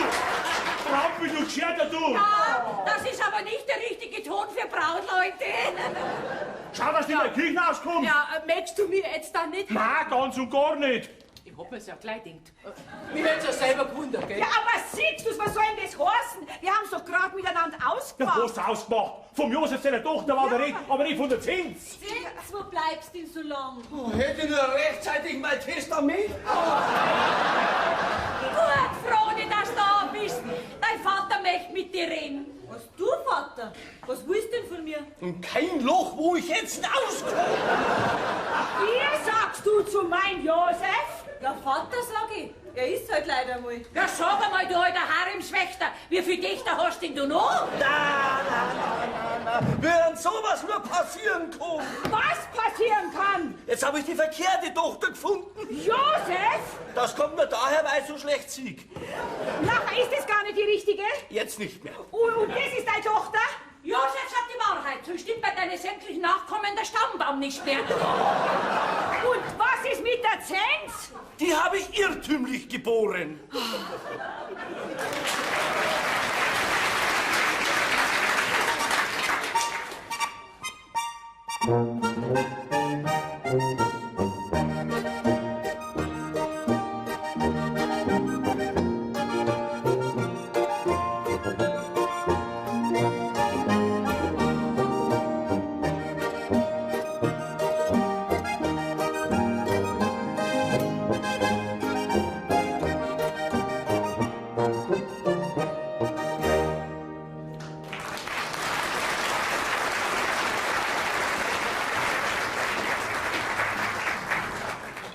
Ja, du Froni, dann ist also der Josef wirklich dein Vater. Und ich hab mir gedacht, er hat sich schon wieder einen neuen Schwindel ausdenkt. Ja, was tust du denn? Gehst du aus dem Dienst? Na, dazu habe ich keinen Grund. Das müsste mir schon der Bauer selber sagen, weil nach der Agat, da frage ich nichts. Mei, das kann was werden, wenn die Agat da Bayerin wird. Am liebsten bleiben die wieder da, bloß dass ich es recht ärgern kann. Der Bauer wird froh sein, wenn du wieder da bleibst. Ja, ich wollte schon reden mit ihm, aber er ist in aller Früh schon fort. Geh, wo ist er denn hin? Ach, ich weiß auch nicht. Die Agat hat alle miteinander narrisch gemacht. Du, sogar die alte Teres ist über Land gegangen, obwohl sie die Haxen schon gar nicht mehr tragen. Ja, sie hat gesagt, sie geht Wallfahrten. Was, Wallfahrt? Ja. Da müssen ja sogar die Heiligen lachen. Nein, ich glaube eher, die sind alle zwei von der Agat ausgerissen. Du, sag einmal, Zins, bist jetzt aber nicht mehr eifersüchtig mit mir wegen den Bauern, hä? Ach, woher denn? Und dann hab ja ich jetzt einen ganz anderen in Aussicht, gell? Was, schon wieder? Seit wann? Heute Nacht war einer an meinem Kammerfenster. Hast du nichts gehört? Nein, ich hab geschlafen. So nah. Zinserl, ich glaube, der Bauer kommt morgen.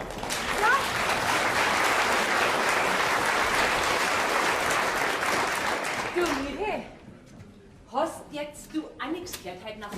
Was soll ich denn gehört haben? Ach so, den Krach, den die Agat dem Josef gemacht hat. Nein, an meinem Kammerfenster war doch einer. Da wärst du aber froh gewesen sein. So denn? Ich weiß doch nicht einmal, wer es war. Ja, hast nicht aufgemacht. Freilich, aber dabei war er doch schon wieder fort. Michael, vielleicht bist das du gewesen, ha? Na also, ich war es ganz bestimmt nicht. Ah, dass jetzt du gar kein Schneid nicht hast. Wie meinst du jetzt das? Naja, ich mein, jetzt bist du schon so lang bei uns am Hof und bist doch nicht ein einziges Mal zutraulich worden zu mir. Du, da brauchst du keine Angst haben bei mir. Wer sagt denn, dass ich Angst hab? Also, wenn du ehrliche Absichten hast, kannst du jederzeit bei mir anklopfen. Du, ich danke dir schön für deine freundliche Einladung, aber ich habe überhaupt keine Absichten. Na, geh weiter. Heiliger wärst auch keiner sein, du. Möchte bloß wissen, wer das war, gell? Du Zins, für die wird's gut sein, wenn du mal an einen anderen Hof kommst. Sonst langen im Ort die Einwohner nicht mehr aus. Ja. Es ist aber auch wirklich ein Kreuz, gell? Alle sind in mich verliebt. Und heiraten will mich keiner. Schau dir mal die Agat an, die hat schon den dritten. Und ich hab noch gar keinen. Tröst dich doch, Zins. So einen wie die Agat hat, kannst du immer noch kriegen. Meinst du? Ah ja, da bin ich schon froh. Also ich schau jetzt einmal, wo unser Vaterle bleibt, damit wir die Agat recht ärgern können. Herrschaftszeiten, dass der Bauer noch nicht da ist. Warum? Dass ich endlich gehen kann. Ich muss ja mal Not für Gott sagen. Willst du also wirklich heute schon gehen? In dem Haus, da kann ich nichts mehr halten. Schade, dass wir auseinanderkommen. Es kann sein, dass wir uns dann gar nicht mehr sehen. Ja, das kann leicht sein. Michael, wenn du mir noch was zum Sagen hättest, Jetzt war noch Zeit dazu. Mei, was soll ich dir noch sagen? Naja, ich hab mir halt immer einbildet, dass du mich echt gut leiden kannst. Ja, das stimmt auch. Ja, und jetzt? Jetzt kannst du mich nicht mehr leiden. Das hat doch alles keinen Wert nicht. Warum denn nicht? Schau, ich geh vielleicht auch weg von da. Die lässt doch der Bauer nicht gehen. Ja, der kann mich dann auch nicht mehr halten.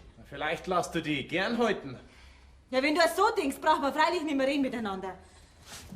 Ja, soll das vielleicht heißen, dass dir am Bauern gar nichts ging ist? So wie du meinst nicht. Schade, dass ich das nicht schon früher gewusst hab.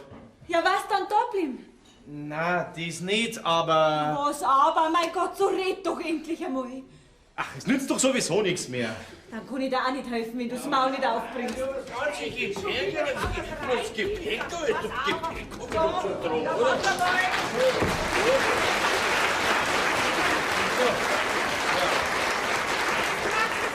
Stuben auf und dann kommst gleich, wir werden heute essen. Essen? Ja, wenigstens ein Trost, mit der das Kreuz halt schon so weh, ganzen Tag. Was steht ihr da in der Stube umeinander? Habt ihr keine Arbeit? Was geht denn das dir? Du hast uns gar nichts zum Schaffen. Euch wird die Frechheit schon vergehen, wenn ich jetzt ausräume in dem Haus. Und mit dir mache ich gleich den Anfang. Mei, ich gehe ja sowieso. Aber zuerst, da möchte ich da schon noch meine Meinung sagen. Die Meinung von einem Dienstboten interessiert mich nicht. Wir Dienstboten, wir verdienen unser Brot auf ehrliche Weise. Aber was machst denn du? Du machst dich Brot auf einem fremden Hof, rührst keinen Finger zur Arbeit und wartest, bis da alles von selber in den Schoß fällt. Ach, mit einem Knecht streite ich doch erst gar nicht. Ich weiß ja nicht, was du für eine verwahrloste Wirtschaft hast, dass du groß auf dem Bauern sei Sache spekulierst. Ich wünsche mir nur, dass ich am Bauern seiner Stelle wäre. Dann warst du die längste Zeit auf dem Hof da gewesen. Und du schaust auf der Stelle, dass du rauskommst. Das ist halt so, wie ich mag. So kannst du mit deinem Elendsmandal rumspringen, aber nicht mit mir. Was ist mein Josef? Wenn ihr so weitermacht, dann kommt's noch zum Streiten. Geh, ich streit doch nicht. Ich hab doch bloß deiner Alten gesagt, was ich von ihr halt. Komm, Froni, geh mal. Ja, nimm's nur gleich mit. Ist eine saubere Pflanze, deine Tochter. Auf die kannst du wirklich stolz sein. Bin ich. Ich bin ja bloß froh, dass wir mit dir nichts mehr zum Schaffen haben. Aber bild da ja nicht ein, dass du jemals von uns einen Pfennig Geld kriegst. Nachher kannst du schauen, ob es noch so einen Dummen findest, der die heiraten will. Ohne Geld kriegt sie immer nur leichter einen Mo, als wenn sie dich als Schwiegermutter mitbringt. Ach, und Agat, ärger dich nicht zu viel, gell? Weil der Ärger, der macht nämlich hässlich. Mhm. Und du musst dich schon viel geärgert haben.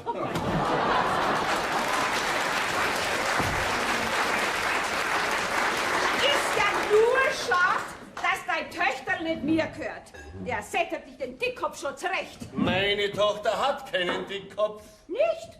Wenn sie aus puren Eigensinn so eine Heirat ausschlagt. Das ist kein Eigensinn, das ist Charakter. Aha, und den hat sie wohl von dir. Von wem denn sonst? Dass ich nicht lach. Da willst du damit sagen, dass ich einen schlechten Charakter hab? Einen schlechten? Du hast überhaupt keinen. Sonst hättest du die Lumperei mit der Zenz nicht gemacht. Du, das vergesse ich dir nie. Als ob so eine kleine Verwechslung nicht einmal passieren kann. Dich gehen andere Frauen überhaupt nichts an? Du hast mich? Ja, ich bin halt einmal ein Mann mit einem reichen Gefühlsleben. So, das ist mal das Neueste. Aber das kann ich dir sagen, bei meine zwei Seligen ist sowas nicht vorkommen. Die können leicht selig sein, die haben sie überstanden. Du bist ja ein Depp. Lieber ein lebendiger Depp als wie ein toter Seliger. Das muss ich sagen, mit dir habe ich so einen Fang gemacht. Ja, das weiß ich schon längst, dass ich der Gefangte bin. Und wenn du glaubst, dass ich das Mädel seiner Heirat zwinge, wo ich selber weiß, wie das tut, nein. Es ist überhaupt schön genug von mir, dass ich eine Tochter zur Verfügung gestellt habe. Ja, sogar zwei. Du bist damit gar nichts zufrieden. Agat, da musst du weggehen, das ist ein Bauernzeitplatz. Ja, höchste Zeit wird's, dass du endlich ein Essen bringst. Hast du Hunger? Ja, warum hast du dann nichts gekocht? Ja, ich mein, das ist deine Arbeit. Na, da hat mir der Bauer nichts angeschafft. Wenn du was zum Essen willst, dann musst du dich schon selber kümmern drum. Ja, so ist recht. Jetzt werden sie uns auch noch aushungern. Für die habe ich doch was. Ich werde doch mein armes Vaterle nicht verhungern lassen. Du! Sag noch einmal Vater zu meinem Josef. Nachher wirst du Mutterl kennenlernen. So eine Frechheit, wa? Macht die sich noch lustig über ihre eigene Schlechtigkeit? Ja, aber wenigstens gibt sie mir was zum Essen. Du brauchst von der Person nichts zum Essen. Aber ich muss mich doch an andere Weiber halten, wenn du mich nicht ernähren kannst. Du gehst jetzt mit auf die Stube und wenn der Bauer wieder da ist, reden wir weiter. Dann kannst du woanders auf Vattern suchen. Vaterle! Komm dann zu mir im Kühlhaus, dann kriegst du was vom Essen! Die ärgert dich nur so, bis es zerreißt. Na, Gents, nichts passiert, solange ich fort war. Na, bloß, dass sich die Ärgert auffällt, als ob sie da schon bei dir war. Mein Bauer, da wirst du bald nichts mehr zum Reden haben. Na, Mann, mir kann's ja wurscht sein. Ach so, du willst dagegen, gell? Ja, ja. Kannst mir ja vielleicht einmal fragen, ob ich nicht wieder da bleiben möchte. Den gefallen, den kann ich schon tun. Aber eines musst du versprechen. Was? Dass du mich nicht mehr heiraten willst. Na, da brauchst du jetzt keine Angst mehr haben. Hab doch jetzt einen ganz anderen in Aussicht. Ah, gut, dann bleiben wir beieinander, gell? Ja, von mir aus schon. Bloß die Agat wird sie zugeben. Ja, das die möchte uns alle miteinander raus haben. Das lassen wir Messwerk sein. Und dann schickt mir die Frau rein, mit der wir was zum Reden. Ist schon recht. Und wenn du essen willst, brauchst du das bloß so, Ist gell? gut, ist gut, ist gut. Bauer, Was denn noch? es ist wegen der Froni. Ja, was ist mit dir? Du sollst ja da keine Hoffnungen machen. Weißt du, ich sag das ja nur, damit du keine Enttäuschung erlebst, denn ich weiß, wie das ist, wenn man unglücklich verliebt ist. Oh, warst du das schon öfter? Das bin ich das ganze Jahr. Oh, mein Lieber, mein Lieber. Jetzt wird einmal Ordnung gemacht. Zeit ist geworden. Grüß Gott, Bauer. Was willst du von mir? Froni sitzt immer her zu mir. Denn mit ein paar Worten lasst ihr die Sache nicht so ohne weiteres ausreden. Was denn für eine Sache? Sag einmal, Froni, reiht dir heute vielleicht die Antwort, die du mir gestern gegeben hast? Nein. Aber wenn's das ist, dann frag lieber nicht mehr weiter. Ich hab es an meinem Kopf gesetzt, dass ich dich als Bayerin auf meinem Hof gern sein möchte. Ja, freilich, so wie ich mir das vorgestellt hab, geht's natürlich nicht. Warum fangst du denn dann schon wieder an? Muss denn das sein? Ja, das muss sein. Aber sitz dich her. Froni, dass ich die Heirat noch wollen, das war eine große Dummheit von mir. Aber jetzt ist die Sache ganz anders geworden. Wieso anders? Ich hab jetzt einen Buben. Was, du hast einen Burm gekriegt? Ja, gekriegt hab ich ihn eigentlich schon länger. Tja, Froni, eigentlich hab ich dir meinen Hof ja mal vermornt gehabt, aber jetzt muss ich natürlich meinen Buben geben. Ja, freilich. Aber warum sagst du mir das eigentlich, Bauer? Ja, schau. Wenn du mich nicht genommen hast, dann heirat halt meinen Buben. Wie kommst du denn jetzt da drauf, Bauer? Weil uns dann alle miteinander geholfen waren. Du hättest der Heimat, mein Bub eine tüchtige Bayerin und ich hätte zu meinem Buben noch eine schöne Tochter. Vielleicht wäre ich dir als Schwiegervater eher recht. No, wie denkst du drüber, Froni? Aber geh, ich kenn doch deinen Burm gar nicht. Na, die Bekanntschaft, die ließ sich leicht machen. Ich glaub bestimmt, dass er dir gefällt. Das ist ein strammer, schneidiger Bursch. Also du machst mir's Nachsagen schon wirklich recht schwer, Bauer. Und warum musst du Nein sagen? Das kann ich dir nicht sagen. Dann werd's ich dir sagen. Weil du den anderen gern hast, ist nicht so? Ja. Aha. Ja, wer ist denn dann der, wegen dem du gleich so eine schöne Erbschaft ausschlagen möchtest? Der Michel. Der Michel! Ausgerechnet der Knecht macht mir so einen Strich durch die Rechnung. Na, der Michel kann nichts dafür. Freund, der Knecht konnte doch nicht heiraten. Ich weiß bloß, dass ich keinen anderen mag. Und er? Mag er dich auch? Ich glaub schon. Was weißt du, ich glaub schon. So was muss man doch gewiss wissen. Geh, woher soll ich denn das wissen, wenn der das Maul nicht aufbringt? Bringt er sein Maul nicht auf. Tja, was machen wir denn da? Soll ich vielleicht ein bisschen nachhelfen, dass er sein Maul aufbringt? Was das darfst du da, Bauer? Trotzdem. Nicht trotzdem, vielleicht gerade deswegen. Wie ich dich kennen, lass dir den Burschen ja doch nicht mehr ausreden. Na, niemals. Also gut, dann sollst du haben, den Michi. Oh mein Gott, warum tust denn du das, Bauer?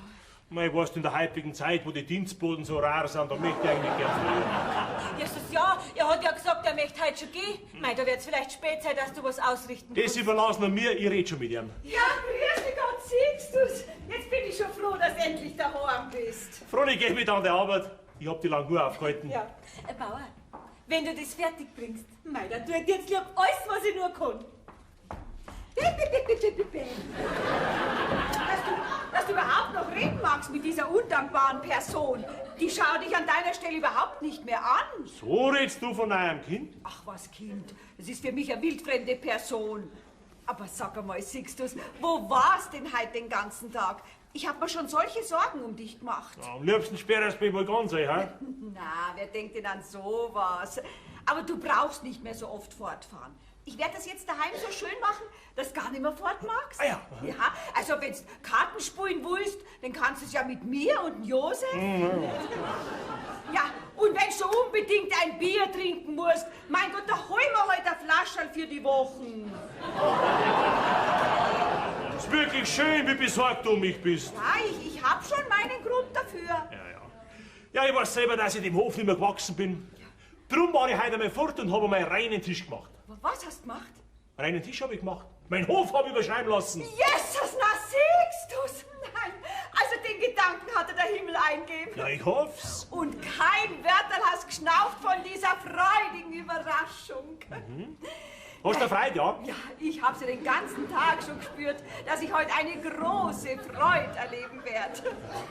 Tragst du mir's also gar nicht nach? Na, also, wenn du wüsstest, wie ich mich auf diese Stunde gefreut hab. Ja, warum denn? Weil ich jetzt endlich abrechnen werde mit den Dienstbotengesindel. Oh. Den mache ich jetzt fürst, mein Lieber. Da willst du sie alle hinausschmeißen. Jawohl.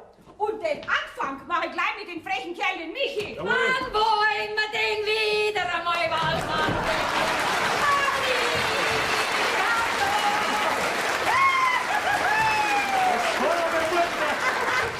Wo kommst denn du her? Ja, Wahlfahrten war ich doch. Mein Schatz, siehst du's, dass du nicht dabei warst? Jesus, war das 7. Bei welcher Heiligen war's denn, das gar so 7. war? Bei deiner Schutzpatronin, bei der heiligen Rondongola. Naja, genutzt hat's ja scheinbar nicht viel bei dir. Zeit wär's, dass einmal eine Erleuchtung über dich kommt. Die ist über mich gekommen. Ich weiß jetzt viel mehr wird's erst. So, nachher soll's gleich noch mehr wissen. Was denn? Von nun an regiere ich auf den Hof. Ja, das habe ich mir schon immer gewünscht. Und das Faulenzerleben hat jetzt ein Ende. Es wird sich für jeden eine Arbeit finden. Auch für dich. Na, um Gottes Willen. Was Da ist denn? schau mal da raus, wie der an den Frauenzimmer miteinander tappt. Das ist ja dein Josef auf der Flucht ins gelobte Land. Die hat's ja wirklich abgesehen auf mein Josef. Na, die treibe ich jetzt auseinander, gell? Und du kannst dabei den Michel rausschmeißen. Ja, schick mal rein und schmeiß ihn aus. Und dann wird Ordnung gemacht auf den Hof. Wer sagt, siehst du's, das schmeißt uns an und aus. Ja, in einer Stunde ist raus. Das glaubst du doch selber nicht. Mutter, die kriegen wir sogar für ganz los. Siehst du's, wenn du das fertig bringst, dann gehe ich morgen wieder mal fahren. Sag mal, wo warst denn du überhaupt? Ich war in Storbach. Was, das sind ja 4 Stunden? Ja und? Mit deinen kranken Füßen? Ja und? Wenn man Wallfahrten geht, muss man Opfer bringen. Und dann bin ich nicht gegangen, ich bin mit dem Omnibus gefahren. Ja, was siehst du? Was siehst du? Das heißt ja auch nicht Wall gehen, sondern Wall fahren.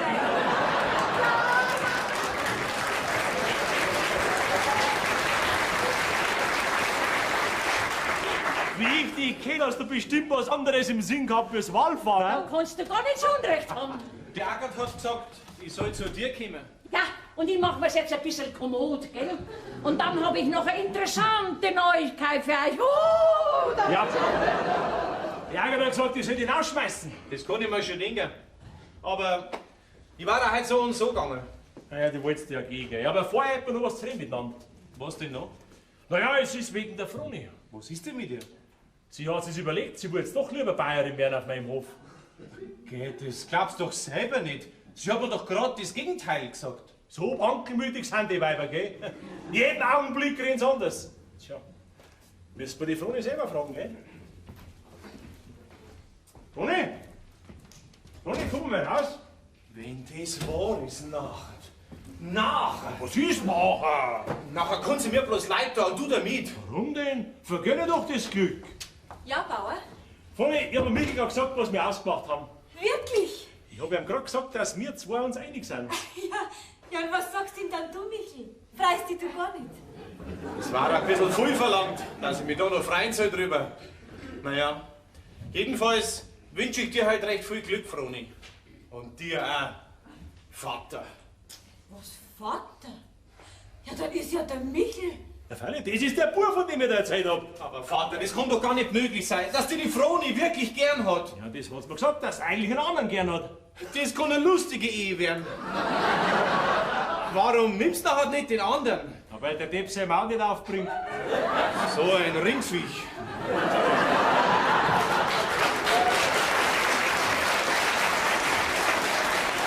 Froni, was ist mit dir? Machst du meinen Bub immer noch nicht? Ja, gern auch noch, wenn er mag. Jetzt halt's mich doch nicht zum Narren. Du hast doch gerade selber gesagt, dass sie Bayerin werden sollt. Ja, natürlich, wenn du Bauer wärst. Ja, ist denn das so schwer zu begreifen? Ja, soll das vielleicht heißen, dass du mir deinen Hof geben willst? Ja, aber wegen einer Bayerin, da wärst du das Maul so selber aufmachen müssen, oder? Ja, mei. Und ich hab ja wirklich gemeint, dass du die Froni willst. Bist mir wirklich auf den Spaß reingefallen, hä? Da war die Froni gleich gescheiter, gell? Die hat's gleich gespannt, dass mir gar nicht ernst war. Gell, Froni? Freilich habe ich's gespannt, Bauer. Bauer? Da irgendwo ein Bauer in der Stube herum? Ich danke dir heute für alles recht schön. Vater. So klingt schon besser. Ja, was ist mit dir? Hast du deiner Froni immer noch nichts zum Sagen? Ja, sogar sehr viel. Vater, Tradition. Nein, ist doch komm. So weit gehen die Vaterpflicht nicht. Schaut, dass rauskommt, ihr Bande. Halt! Ein Bussel muss ich dir schon noch geben, Vater. Heute auf! Wer ist denn da der Hochzeiter? Ich bin's! Das Alter hat immer noch Vorrang und du kommst schon nicht zu kurz, gell? Jetzt geht's raus, ich hab's das Vergnügen und ich darf's dir auch grad beibringen. Du, Vater, wenn du für einen Beistand brauchst, dann darfst du das gerade sagen. Dann schmeißen wir's endlich miteinander aus. Ja.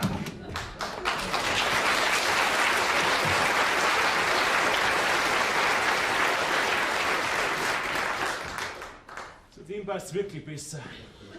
Mein lieber Sixtus, der jetzt bald die größte Dummheit gemacht in deinem Leben. Alter Esel. Ein bisschen schnell ist gegangen. Über Nacht Vater von 2 Kindern.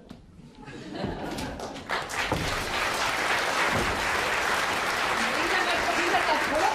wir da voll dabei die ganzen Glädel. Ach, es ist wirklich ein Kreuz mit dem Mannsbild. Zinzel, warte mal, bist du allein? Ich muss dich was fragen. Warum hast du heute Nacht nicht aufgemacht, wie ich bei dir geklopft habe? Du warst es. Nein. Und ich hab gemeint, das war ein Mannsbild. Ja, da bin ich kein Mannsbild. Das war richtig's nicht. Aber wissen wir hätte trotzdem, was du bei mir wollen hättest. Was man halt will, wenn man will. Freut dich das gar nicht. Doch, das freut mich schon. Den will ich das deiner Agat erzählt, dass du bei mir Fensternetz wohl nachts reißt. Um Gottes Willen, das darfst du nicht machen. Bedenke doch, du warst einmal mein eigenes Kind. Ja, da hab ich auch schon was gehabt davon. Also, schau her. Schau her, das nimmst du jetzt. Falls der Mai möchte nichts mehr hören über die ganze Geschichte. So viel? Ist dir das zu viel? Nein. Mein ganzes Schmuggel beim Teufel. Geh her, dafür kriegst du ein Puzzle. Ist aber ein teures Puzzle. Geh, kann doch gar nicht so sein, schau. Mir tut's nicht weh und dir macht's so frei. Ja. Hey! Nehmt Rücksicht auf eine alte Frau. Da wäre ich ganz verdorben. Weil an dir schon nur recht viel zum Verderben war, du alte Sünderin, du. Ah, so redst du von mir, wo ich heute Wallfahren war. Also, es ist doch wirklich spaßig, dass die Leute allerweil erst dann Buße tun, wenn's gar nicht mehr sündigen können.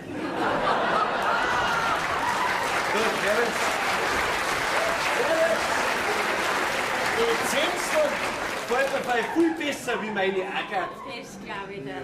Du Josef, heute habe ich eine ganz gute Bekannte von dir getroffen. Ja, wen denn? Die Barbara, die Mutter von der Froni. So. Und sie hat einen recht schönen Gruß an dich ausrichten lassen und hat gesagt, du sollst ja heute nicht besser sein. Warum soll ich denn besser sein? Sie hat mir gar nichts getan. Aga, du brauchst das nur sagen, wie es das gehört jetzt. Ja, also da muss sich schon noch vieles ändern. Und wie ist mit Michel? Hast du ihn schon rausgeschmissen? Nein, das ist nicht gut möglich. Warum ist das nicht möglich? Dann schmeiß ich ihn raus. Hast du auch was zu reden da am Hof? Ja, du weißt wohl noch nicht, dass der Sixtus übergeben hat. Da muss ich einen kleinen Irrtum aufklären. Dass ich übergeben hab, das stimmt. Das ist doch die Hauptsache. Nein, die Hauptsache ist, wer den Hof kriegt. Ja, da gibt's doch gar keinen Zweifel. Für mich nicht. Darum hab ich dem gegeben, dem er zusteht. Ja, das bin ich und mein Josef. Nein, das ist der Michel. Was denn für ein Michel? Doch nicht dein Knecht. Nein, mein Bub. Großartig, großartig. Aber getragener Stuhl. Du wirst wach auf die Füße. Du wirst doch nicht sagen wollen, dass dieser Michel da draußen dein Bub Das ist. ist ja schon seit 25 Jahren. Jetzt wirst du begreifen, dass ich in das Herrn vom Hof da nicht gut rausschmeißen kann. Mein Gott, mich trifft der Schlag. Das hast du deinen 2 Schilligen schon so oft versprochen. Halt noch.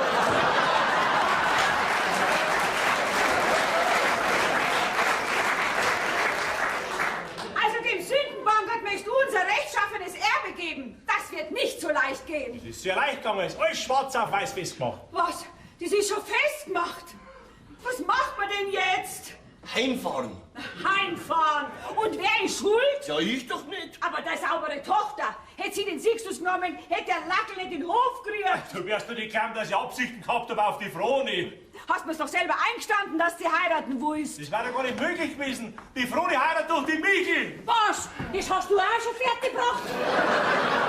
Mir scheint, ich war Wallfahren und dich hat der Heilige Geist erleuchtet. Das sieht man auch ohne Erleuchtung, dass die zwei zusammenpassen, die zwei Sündenbankerten. Ja, aber Agathe, was regt sich denn jetzt so auf? Schau, jetzt wird ja meine Tochter doch noch Bäuerin da auf dem Hof. Ja, so ist es. Josef, dein Kind, unser Kind wird Bäuerin. Ja, dann ist ja die Sache ganz anders. Gell, Fronel, du hast es doch gleich gemerkt, dass ich dich vom ersten Augenblick an in mein Herz geschlossen habe. Au, jetzt krieg ich Bauchweh. Das habe ich schon seit ich verheiratet bin. Um Gottes Willen. Ja, dann wird ja die Agathe meine Schwiegermutter. Na, Michel, das wird sie nicht. Warum nicht? Weil der Josef gar nicht der Vater ist von der Froni. Was bin ich nicht? Kein Vater? Ja, was bin ich denn nachher? Ein alter Sünder bist, aber an der Froni bist du vollkommen unschuldig. Woher willst denn du das wissen? Ja, von der Barbara, von der Mutter von der Froni. Die hat den Josef immer nur auf den Glauben lassen, weil sie gemeint hat, es wäre für das Mädel einmal zum Vorteil. Dann war wohl das deine Wallfahrt. Freilich, als alte Familienforscherin habe ich den Schwindel überhaupt nicht traut. Ja, nachher hast du überhaupt kein Kind. Scheint so. Gestern habe ich noch 2 gehabt. So ist recht. Jetzt kann ich wieder von vorn anfangen.